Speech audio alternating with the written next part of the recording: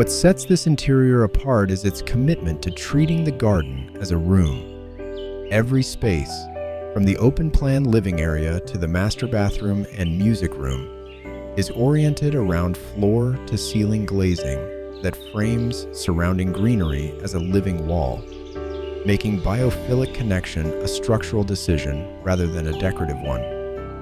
The palette of warm walnut, concrete, and rattan keeps visual weight deliberately low, so the tropical landscape outside, not the interior finishes, becomes the dominant sensory experience.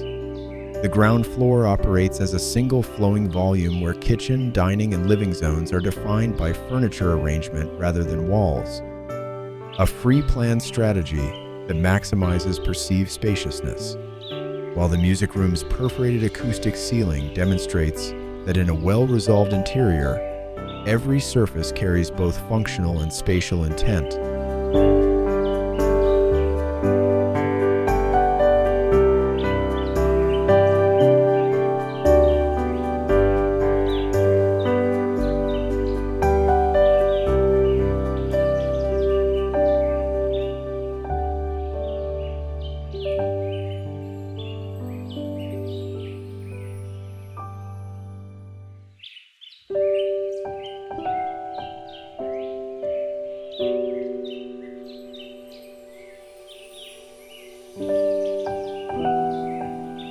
Carrying the building's raw material honesty directly inward, this interior pairs exposed board-formed concrete with dark walnut millwork and timber ceilings, the same tectonic trio as the exterior, applied without any decorative supplement.